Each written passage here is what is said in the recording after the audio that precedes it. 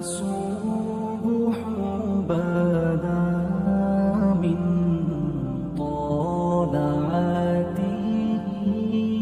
حضرت عمر کی شہادت ہے.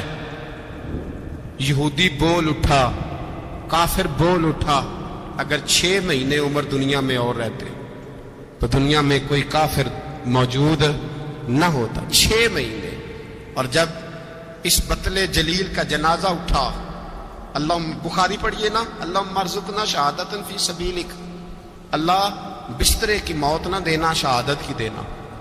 عمر شہید ہوئے، مسجد نبوی میں نماز پڑھاتے، اور جب جنازہ اٹھا تو مدینے کا پھر پیچھے جو دلیر بچے وہ مولا علی تھے. مولا علی، جناب عمر کا جنازہ اٹھا تو سب سے پہلی ہائے جو نکلی وہ حضرت علی کی زبان سے نکلی، اور حضرت علی ساری داڑھی آنسوؤں سے بھر گئی. لوگوں نے کہا کہ علی کیا ہوا؟ فرمانے لگے تم دیکھ نہیں رہے جنازہ کس کا اٹھا ہے، پلٹ کے دیکھو تو صحیح، پتہ نہیں یہ کون گیا ہے. کہ حضور کیا ہوا؟ آپ فرمانے لگے عمر اس طرح کے کام کر کے گیا ہے، اب ان کے رستوں پہ کون چلے گا؟ کون اس کے جگر راہ وفا میں؟ میں نقش ایسے چھوڑ آیا ہوں، میں جس منزل سے گزرا ہوں وہ اب تک یاد کرتی ہے. حضرت علی حضرت عمر کے جنازے پہ کھڑے ہو کے کہتے ہیں اللہ مجھے اس طرح کے عمل کرنے کی توفیق دے جس طرح کے عمر کر کے گیا. میرے بھائی بطل عزیز، بطل حریت حضرت عمر رضی اللہ تعالیٰ عنہ، جو اپنی زندگی انقلاب والی گزار کے گئے. عمر جب دنیا سے گئے تو 80 دینار کا قرضہ تھا، 22 لاکھ مربع میل کا حکمران. اور اپنے بیٹے سے کہنے لگے بیٹے کوشش کرنا تیرے خاندان والے مل کے میرا قرضہ اتار دے، میری قبر پہ بوجھ نہ رہے، اور اگر خاندان والے مدد نہ کریں تو میرے دوستوں سے بات کرنا، وہ مدد نہ کریں تو پھر علی سے بات کرنا. ان کا پیار آپس میں اتنا، اور تو اختلاف ثابت کر رہا. 80 دینار کا قرضہ چھوڑ کر حضرت عمر دنیا سے گئے، اور جاتی دفعہ کہہ گئے میرے بعد میرے بچوں کو حکومت کے مشورے میں بھی شامل نہ کرنا، حکومت کے مشورے میں بھی میری اولاد شامل نہ ہو. اتنا بڑا شخص اتنا بڑا رنگ دے کے 1 محرم کو جب عمر فاروق کا وصال ہوا تو بیٹے سے کہنے لگے اما عائشہ سے جا کے کہو میرا بھی نبی پاک کے روضے میں دفن ہونے کو دل کرتا ہے. ایک قبر کی جگہ ہے اماں جی نے اپنے لیے رکھی ہے، بخاری ہے بخاری. حضرت عائشہ کے پاس صاحبزادے گئے، کہنے لگے اماں جی عمر کو زخم لگ گیا ہے، حالت بڑی پریشانی والی ہے. وہ کہتے ہیں اگر اماں اجازت دیں. سید عائشہ رو پڑی، فرمانے لگی کو اپنی قبر کی جگہ تو نہیں نہ کسی کو دیتا. پر عمر نے کمال ہی بڑا کیا، اسے کہو جاؤ گنبد خضرا میں قیامت تک جو مصطفیٰ پہ اور ابو بکر پہ سلام پڑے گا وہ تجھ پہ بھی سلام پڑھ کے جائے گا، جاؤ میں نے جگہ دی. اعلیٰ حضرت فاضل بریلوی رحمۃ اللہ علیہ فرماتے ہیں وہ عمر جس کے آداب شیدہ شکر، اس خدا دوست حضرت پہ لاکھوں سلام، اس خدا دوست حضرت پہ. آپ یقین کریں ممبر پہ بیٹھا ہوں، حضرت عمر کا جب نام لیتا ہوں تو میرے وجود کے رونگٹے کھڑے ہو جاتے ہیں. حضرت عمر کی زندگی جب پڑھتا ہوں تو لگتا ہے خدایا ایسے شخص بھی دنیا میں آئے. کہ حضرت عمر رضی اللہ تعالیٰ عنہ کا آج یوم شہادت ہے. میرا تو دل کرتا تھا کہ فجر سے باتیں شروع ہوں اور سارا دن ہی عمر کی باتیں ہوتی رہیں، سارا دن جناب عمر کی باتیں، سارا دن. اس لیے کہ ذکر جناب عمر کا ہوگا پر راضی اللہ کے رسول ہوں گے. میرے رسول پاک علیہ السلام سب کے لیے ہی دعا مانگتے ہیں نا، حضور کی دعا عام ہے، لیکن مصطفیٰ کریم نے کعبے کا غلاف تھام لیا اور غلاف کعبہ کو حضور نے سینے سے لپٹایا اور سینے سے چمٹا کے کہا اللہ میں نے تو کبھی سوال ہی زیادہ نہیں کیے، میں کرنے آیا ہوں، مجھے عمر دے دے، عمر دے دے. حضور نے مانگ کے لیا.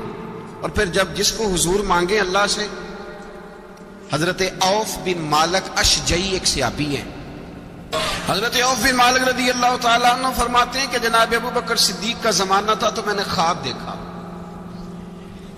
میں نے خواب میں جناب عمر کو دیکھا، اور میں نے دیکھا کہ کوئی کہنے والا کہہ رہا ہے کہ عمر وہ ہے کہ اللہ کے رستے میں کوئی اسے جتنا مرضی برا بھلا کہے یہ پرواہ نہیں کرتا. کس کے رستے میں؟ بولے سارے. اس کا مطلب ہے اللہ کے رستے میں لوگ برا بھلا بھی قرآن مجید نے کہا وَلَا يَخَافُونَ لَوْمَةَ لَائِمٍ، کچھ لوگ ایسے ہیں جو برا بھلا کہنے والوں کی لوگ پرواہ نہیں کرتے۔ اور دوسری بات میں نے یہ دیکھی کہ عمر خلیفہ بنے گا، اور تیسری بات میں نے خواب میں یہ دیکھی کہ عمر شہید بھی کیا جائے گا، عمر شہید بھی ہوگا۔ یہ میں نے 3 باتیں خواب میں دیکھی۔ فرماتے ہیں میں نے آ کے خواب حضرت ابو بکر صدیق کو سنائی، وہ خلیفہ تھے۔ وہ کہنے لگے ٹھہر جا، میں عمر کو بلاتا ہوں، اس کے سامنے دوبارہ سنانا، اس کے سامنے۔ فرماتے ہیں میں نے بلایا حضرت عمر فاروق کو، آ کے بیٹھے، خواب شروع ہوا۔ کہا ایک بات تو میں نے یہ دیکھی کہ آپ ملامت کرنے والے کی پرواہ نہیں کرتے، دوسرا آپ خلیفہ بنے گے۔ جناب عمر کہنے لگے چپ کر، ابو بکر کے سامنے ہی کہہ رہا ہے، چپ کر، خلیفہ کے سامنے ہی کہہ رہا ہے۔ تو حضرت ابو بکر صدیق کہنے لگے عمر اسے کہنے دو، مجھے لگتا ہے رب کی رضا یہی ہے کہ میرے بعد اگر مصطفیٰ کا منبر ملے تو عمر کو ملے، اسے کہنے دو، کہنے دو۔ حضرت عمر رضی اللہ تعالیٰ عنہ کو تیسری بات کہی۔ حضرت عوف بن مالک نے کہا آپ شہید کیے جائیں گے، میں نے خواب دیکھی ہے۔ نیک لوگوں کے خواب بڑی حد تک سچے ہوتے ہیں۔ کہا میں نے خواب دیکھی ہے۔ تو حضرت عمر کہنے لگے شہید تو دلیر لوگ ہوتے ہیں، شہید تو دلیر، جسے سارا زمانہ دلیر کہہ رہا ہے وہ اپنے بارے میں کیا کہہ رہے ہیں؟ کہتے ہیں شہید تو دلیر، میں تو کاہل سا آدمی ہوں، سست آدمی ہوں، میں تو اتنا کام ہی نہیں کرتا، تو یہ خواب تو نے جو ٹھیک ہے دیکھا ہے نا، پھر سے دیکھنا۔ تو ابو بکر صدیق فرمانے لگے عاجزی نہ کر، انکساری نہ کر، تو جو کہہ رہا ہے ٹھیک کہہ رہا ہے، لیکن مجھے سن کے شکر بھی ہوا ہے اور افسوس بھی ہوا ہے۔ افسوس اس بات کا کہ تیرے جیسا بطل عظیم چلا جائے گا، اور شکر اس بات کا کہ رب تجھے زندگی بھی اعزاز والی دے گا، اور شہادت کی موت دے کے اللہ تجھے موت بھی عزت والی عطا فرمائے گا۔ اللہ موت بھی تجھے عزت والی دے گا، تجھے کاہلوں جیسی موت اللہ۔ حضرت فاروق اعظم رضی اللہ، او بھائی یہاں تو اس زمانے کا سب سے بڑا مسئلہ پروٹوکول ہے۔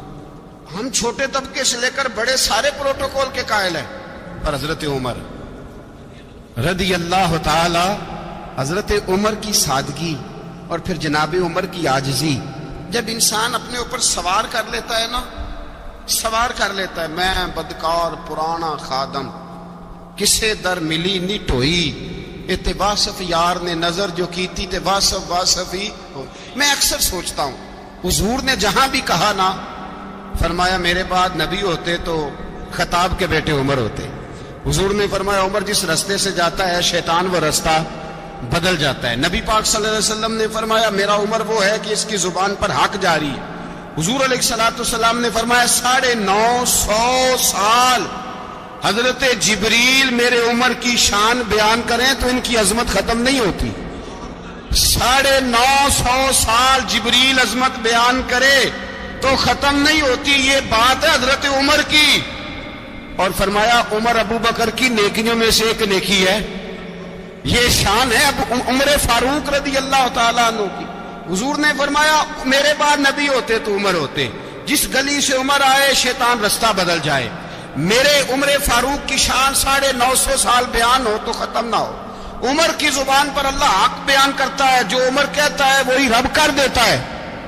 حضور ساری زندگی فضیلتیں بیان کرتے رہے، عمر جواب میں کیا کہتے ہیں؟ کوئی بتائے نا کہ یہ والی حدیثیں کبھی عمر نے بھی روایت کی ہوں کہ حضور نے میرے بارے میں یہ کہا ہے۔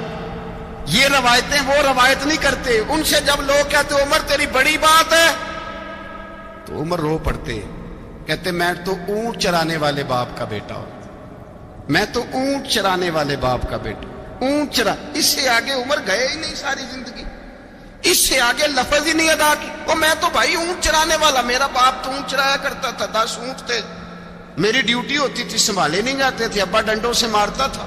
ساری زندگی عمر حج کرنے گئے، ایک خشک تنا کھجور کا عمر فاروق رضی اللہ تعالیٰ عنہ نے اس کو اپنے کلابے میں لیا، رونے لگے۔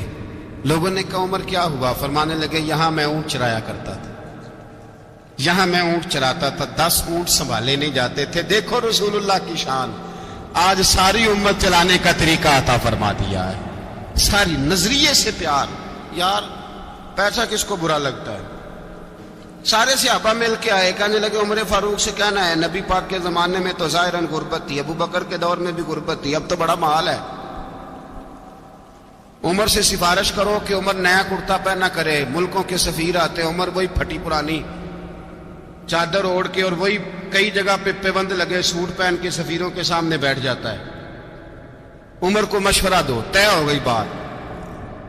سب نے جب مشورہ دے لیا تو سارے کہنے لگے یہ بتاؤ شیر کی مونچھ کو ہاتھ کون لگائے گا؟ کہنا کس نے ہے؟ بندہ بھی تو ڈھونڈو نا۔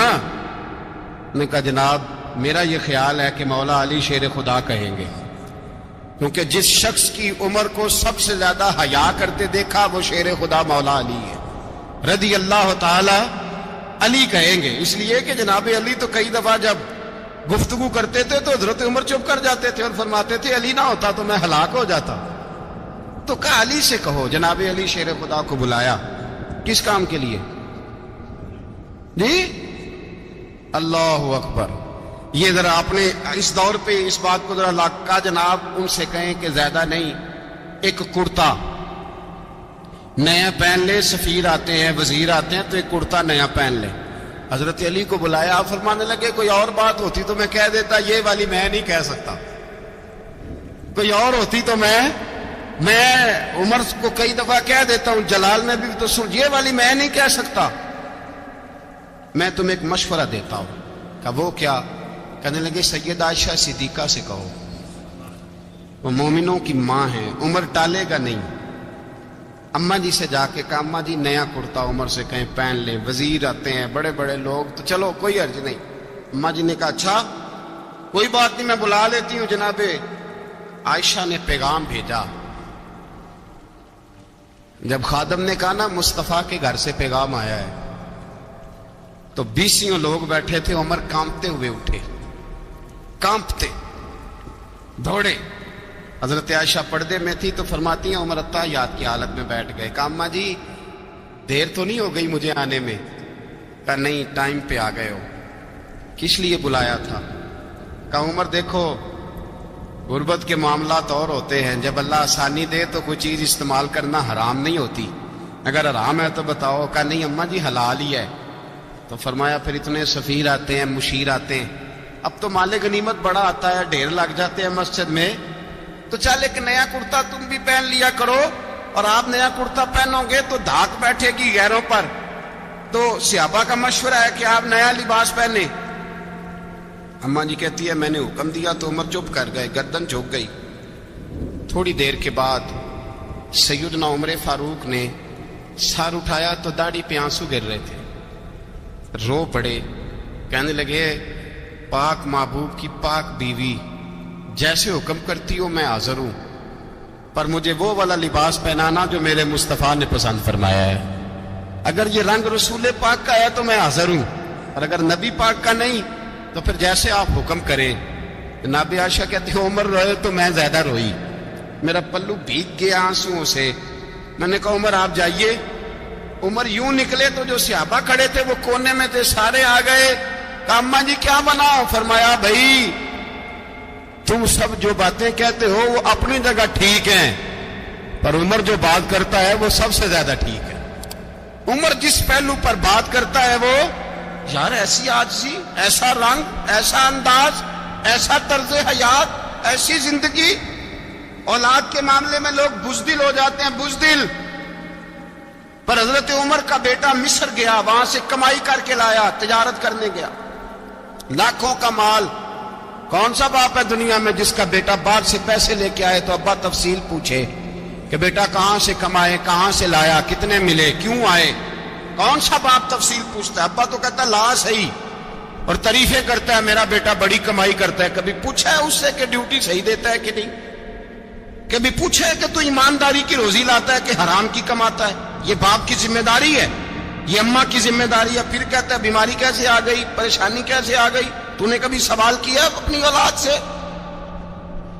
حضرت عمر فاروق رضی اللہ تعالیٰ عنہ کا بیٹا مصر سے پیسے کما کے لایا تو جناب عمر نے بلایا، فرمایا بیٹے اتنی تو تیرے پاس راس ہی نہیں تھی، تھوڑے سے تو پیسے لے کے گیا تھا، اتنی کمائی کیسے ہو گئی؟ اتنے تو پیسے نہیں تھے صاحب، کہاں سے کمائی لائے؟ اس نے کہا ابا جی وہ جو میرے چچا ہے نا مصر کے گورنر آپ کے دوست انہوں نے میری مدد کی ہے. فرمایا جتنے لوگ گئے تھے سب کی ہے مدد اس نے؟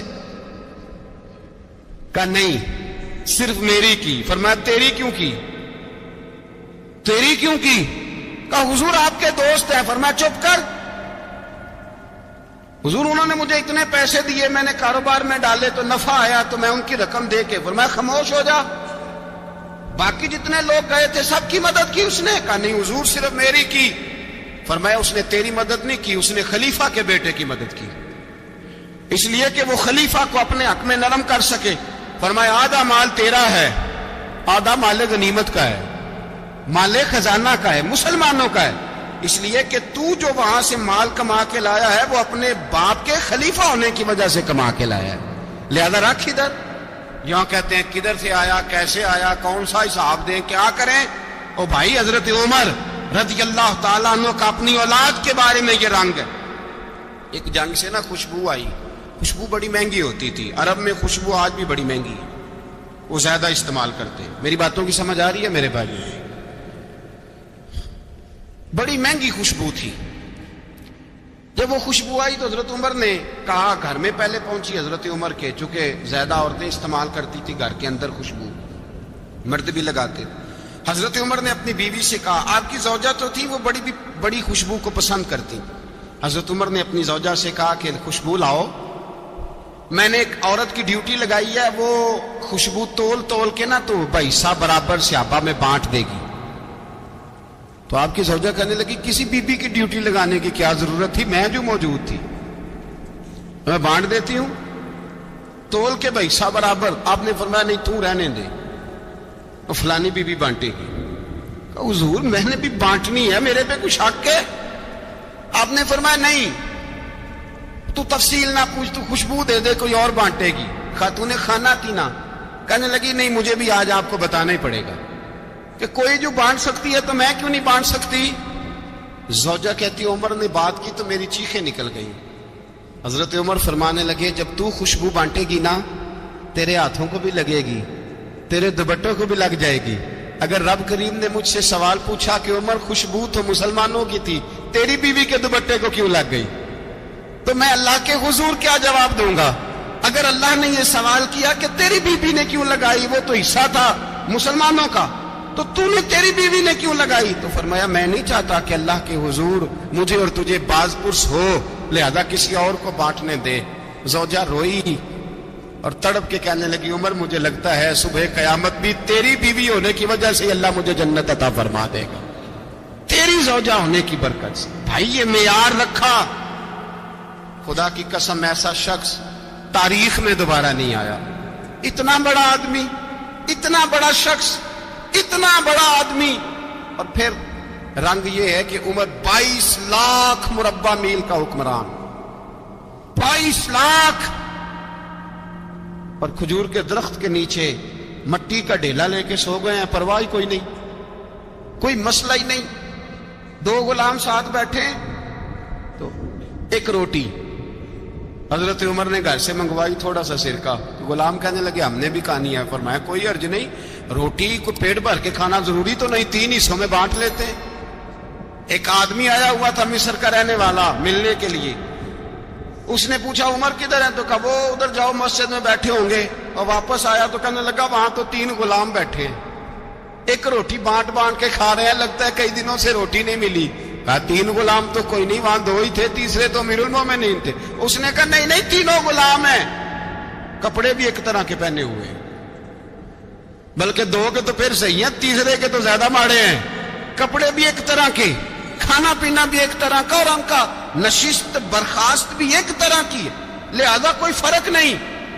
حضرت ابو ہریرہ کہتے ہیں میں لے کے آیا اور جناب عمر کو جب میں نے کچی زمین میں تامت سمیٹ بیٹھے دیکھا تو میں رو پڑا. میں نے اس مصر سے آنے والے کو کہا تو اس کے جلوے دیکھ اگر اس کی ذات میں اتنا حسن ہے تو محمد عربی کا مقام کیا ہوگا. یہ مقام غور ہے مقام غور.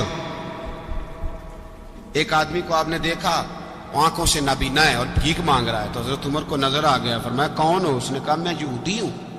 فرمایا بھیک کیوں مانگتے ہو؟ کہا جب تک تندرست تھا مسلمانوں کو جزیہ دیتا تھا، بوڑھا ہو گیا ہوں کیا کروں؟ حضرت عمر نے گھوڑے کی پشت پہ بٹھایا، کافر کو گھوڑے کی پشت پہ بٹھایا اور بٹھا کے مدینے لائے۔ حضرت علی شیر خدا وزیر خزانہ تھے، فرمایا علی اس کا وظیفہ جاری کرو۔ کہا یہ کون ہے؟ فرمایا یہ یہودی ہے لیکن یہ ہمیں جزیہ دیتا رہا، بوڑھا ہو گیا بیچارہ، بھیک مانگنے پہ مجبور ہے، ہماری حکومت کے اندر رہتا ہے، اس کا پورا وظیفہ جتنا خرچہ اتنا وظیفہ لگاؤ۔ حضرت علی کہتے ہیں میں وظیفہ لگا رہا تھا اور وہ میرے نبی کا کلمہ پڑھ رہا تھا، وہ رسول اللہ کا کلمہ پڑھ رہا تھا۔ یہ مزاج، یہ نہیں کہ کافر۔ حضرت عمر نے گورنروں کو خط لکھے تھے کہ زبردستی کسی کو مسلمان نہیں کرنا، جہاں ان کی عبادت گاہیں بنی ہو گرانی نہیں، کوئی مندر کوئی گرجا ضائع نہیں کرنا، بات دور نکل جائے گی۔ اور میں اپنے مضمون پہ رہتا ہوں، اہل بیت کا پیار اگر سکھایا ہے تو جناب عمر نے سکھایا ہے رضی اللہ تعالی عنہ۔ امام حسن ملنے، آپ یقین کریں میں جب اس واقعہ کو پڑھتا ہوں تو میرا دل جھوم جاتا ہے، میں کہتا ہوں یار ڈاٹا ہونا اپنی جگہ پہ، عشق ہونا اپنی جگہ پہ، انسان کا باوقار ہونا اپنی جگہ، جہاں کھڑے ہونا تھا وہاں یہ کھڑے ہوتے تھے اور جہاں جھکنا تھا وہاں یہ ان لوگوں میں اقبال نے کہا تھا تیری نگاہ ناز سے دونوں مراد پا گئے، عقل غیاب و جستجو، عشق حضور و اضطراب۔ جہاں اگر آیا ہے سامنے کیسر و کسرا تو عمر جیسا دلیر کوئی نہیں، اگر سامنے آیا ایران کا بادشاہ تو عمر جیسا تگڑا کوئی نہیں، اگر آیا ہے سامنے غسان کا بادشاہ تو عمر جیسا عادل کوئی نہیں، لیکن اگر علی کا بیٹا آیا ہے، اگر فاطمہ کے لال پارے آئے ہیں تو پھر فاروق اعظم سے جیسا محب کوئی نہیں، پھر ان سے جیسا پیار کرنے والا کوئی نہیں۔ اندر بیٹھے ہیں جناب عمر، اندر تنہائی میں کچھ وزیروں سے گفتگو ہو رہی ہے، میٹنگیں جاری ہیں۔ آپ کے بیٹے ملنے آئے جناب عبداللہ ابن عمر، ابا جی ملنا ہے، بات ٹھہرو بات کر رہا ہوں، کوئی نہ اندر آئے۔ صاحبزادہ باہر کھڑا ہے، تھوڑی دیر گزری تو امام حسن بھی آ گئے۔ کون آئے؟ آپ کو جو ملے گا امام صاحب کا نام لینے سے، وہ سردار ہیں جنتی۔ کون آئے؟ سارے بولیے امام حسن، تیری نسل پاک میں ہے بچہ بچہ نور کا، تو ہے نے نور تیرا سب گھرانہ۔ امام حسن آئے تو حضرت عبداللہ ابن عمر کو دروازے پہ کھڑے دیکھا، کہا امیر المومنین کہاں ہیں؟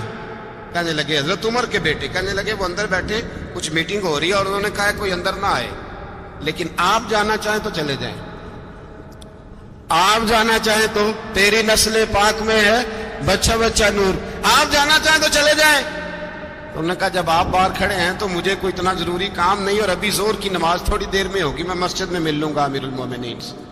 یہ بات کہہ کے امام حسن چلے گئے۔ یار اتنی بڑی بات نہیں تھی، اتنی بڑی بات نہیں تھی۔ تو میرے استادوں کا بیٹا بھی آئے تو کہا ٹھیک ہے جی وہ سوئے ہوئے ہیں، تو کوئی غرض نہیں یار میں ٹھہر کے آ جاؤں گا، کوئی بڑی بات نہیں تھی، دیکھا جائے تو بڑی بات نہیں تھی، پر بات بہت بڑی تھی اس لیے کہ یہ خالی حسن نہیں، یہ حسن ابن علی ہے، یہ حضرت فاطمہ کے لخت جگر۔ حضرت عمر باہر نکلے، عبداللہ ابن عمر سے پوچھا کوئی آیا تو نہیں؟ تو کہا حضور امام حسن آئے تھے۔ تو کہا پھر شہزادے کو اندر کیوں نہیں بھیجا؟ کہا میں نے کہا تھا۔ وہ کہنے لگے اگر امیر المومنین مصروف ہیں تو میں ظہر میں مل لوں گا۔ حضرت عمر رونے لگے، فرمایا بیٹے تو نے اچھا نہیں کیا۔ پھر مسجد نہیں گئے، سیدھے امام حسن کے دروازے دستک دی، امام حسن باہر آئے، کہا شہزادے آئے تھے تو ملے کیوں نہیں؟ تو امام حسن کہنے لگے حضور آپ کا اپنا بیٹا دروازے پہ کھڑا تھا، آپ کا اپنا بیٹا دروازے پہ کھڑا تھا، اور منع بھی کیا تھا آپ نے تو میں زور میں مل لیتا۔ حضرت امام حسن فرماتے جوش جذبات میں جناب عمر نے سر سے پگڑی اتار دی، جوش جذبات میں کہنے لگے حسن میرے بیٹے کا اور آپ کا کیا مقابلہ؟ کیا اس کی ماں کا نام فاطمہ الزہرا ہے؟ کیا اس کی نانی کا نام خدیجۃ الکبریٰ ہے؟ کیا اس کے نانے کا نام محمد مصطفیٰ ہے؟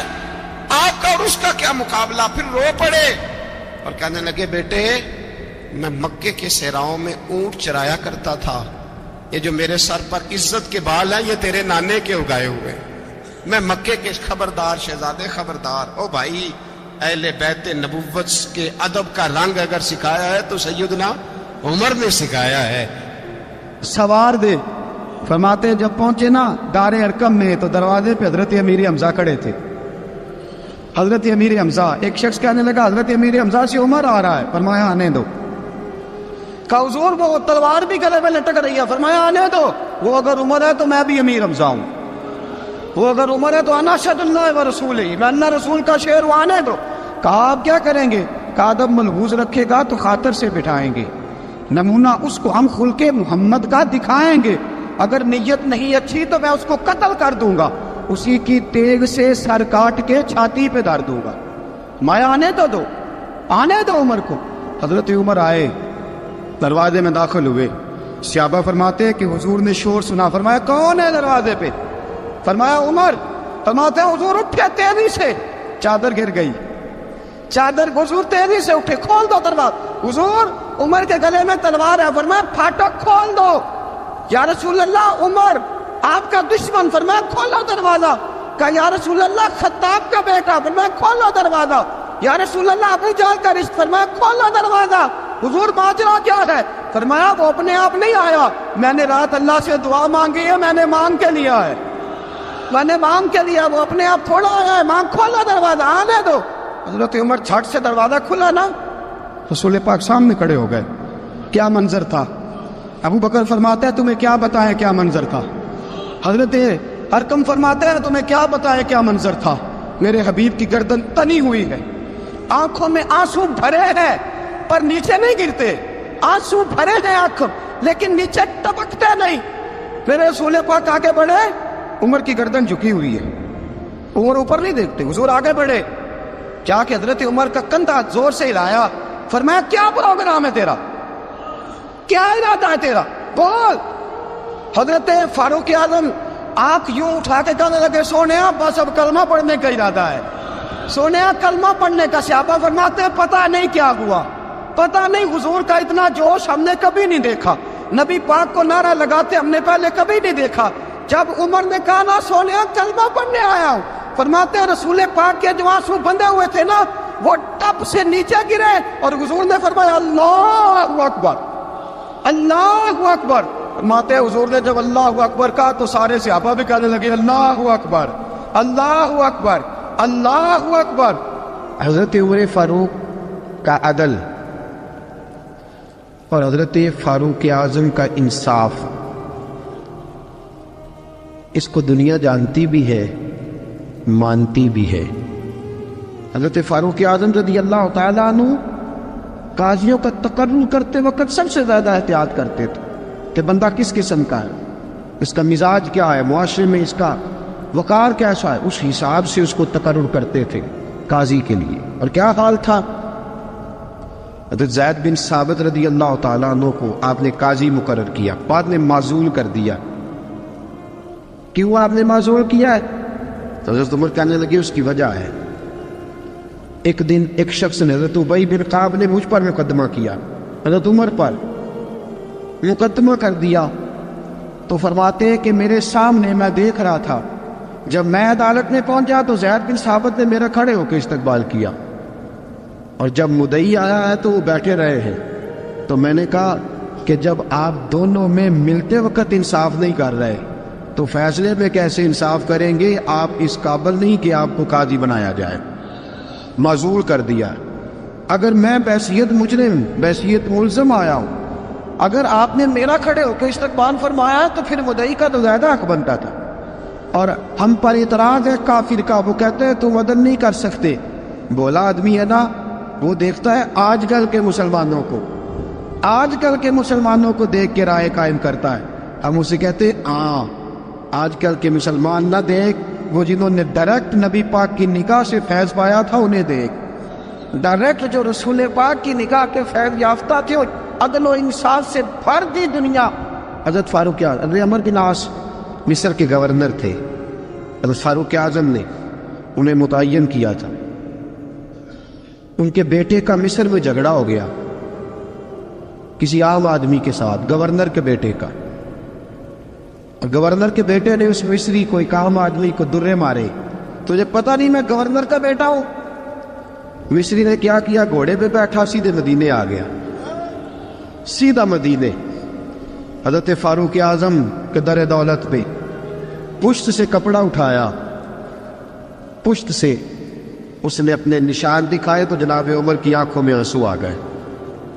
ایک عام آدمی یا جانتے کوئی نہیں، تم رو پڑے، اتنا ظلم اور میری سلطنت میں، کوڑے برسے تیری پشت پہ، فوراً بھیجا، جاؤ بلا کے لاؤ۔ حضرت عمر بن عاص اپنے بیٹے سمیت آئے، بڑی عدالت ہے، حضرت فاروق اعظم کے لفظ، فرمایا اس کو اس کی ماں نے آزاد پیدا کیا تھا، تو نے اسے کیوں غلام بنایا؟ اس کی ماں نے آزاد جنا تھا، تو نے کب سے لوگوں کو غلام؟ کہا بیٹے یہ کیا کہتا تھا؟ یہ کہتا تھا میں گورنر کا بیٹا ہوں، تو یہ تو جانتا نہیں۔ فرمایا اب یہ بڑی عدالت ہے، کوڑا پکڑ اور اس گورنر کے بیٹے کی پشت پہ برسا اور اسے کہہ تو گورنر کا بیٹا ہے، میں محمد کا غلام ہوں صلی اللہ تعالی علیہ وسلم۔ اسے بتا، اسے اب بتلا کہ تو گورنر کا بیٹا ہے نا، میں نبی پاک کا غلام ہوں، اور جو مصطفیٰ کے غلام ہوتے ہیں وہ سارے برابر ہوا کرتے ہیں۔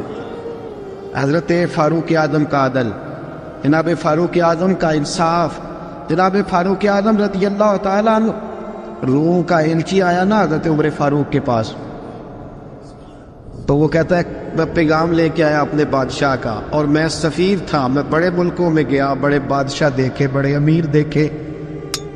حضرت فاروق اعظم رضی اللہ تعالیٰ عنہ کے دربار مجھے بھیجا گیا، جب پہنچا تو میں نے مسلمانوں سے کہا تمہارے بادشاہ کا دربار کہاں ہے؟ انہوں نے کہا نہ ہمارا بادشاہ ہے نہ کوئی دربار ہے، نہ بادشاہ ہے نہ کوئی۔ اچھا تو پھر وہ کدھر بیٹھتے ہیں؟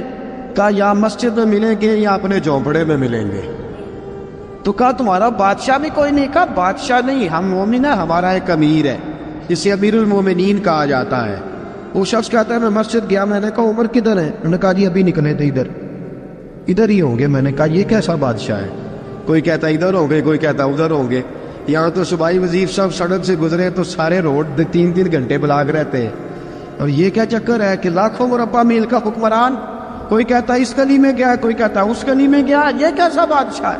کدھر ہے عمر؟ انہوں نے کہا یہی تھا۔ دوسرے سے پوچھتا جو وہ باغ کی طرف گئے، باغ میں گئے تو وہ ایلچی کہتا ہے میں نے باغ والے سے پوچھا کہ یہاں تمہارا امیر کدھر ہے؟ انہوں نے کہا وہ درخت دیکھ رہے ہو؟ کہا حضرت دیکھ رہا ہوں۔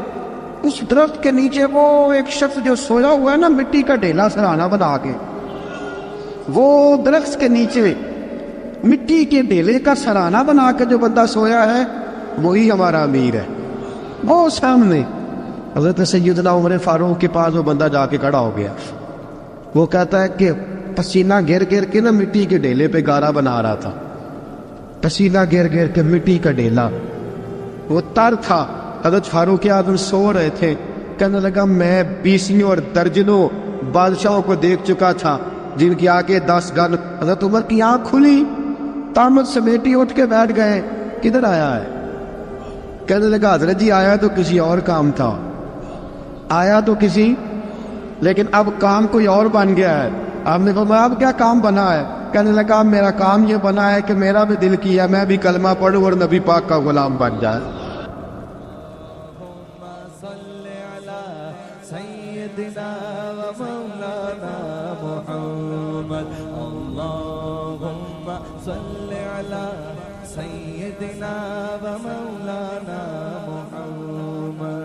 اللہ کے شیر ہے درے کرار پر درود، اللہ کے شیر ہے درے کرار پر درود، اللہ کے شیر ہے درے کرار پر درود، حضرت حسن حسین کے کردار پر درود، اللہم صلی علی سیدنا و مولانا محمد وعلی سیدنا علی و سیدتنا فاطمہ و سیدتنا زینب و سیدنا حسن و سیدنا حسین وعلی آلہ وصحبہ وبارک وسلم۔ زینب کی بارگاہ میں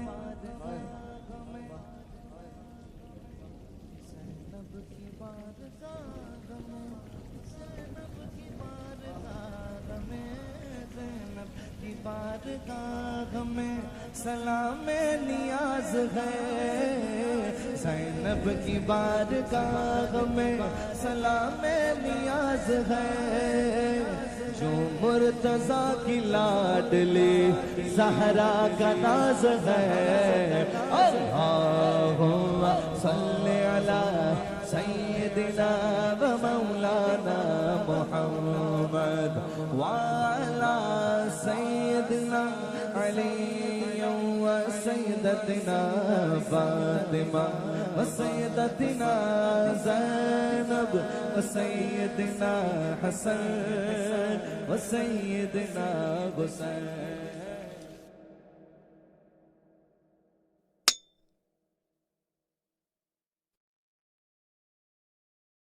پڑھیے لا الہ الا اللہ ہو لا الہ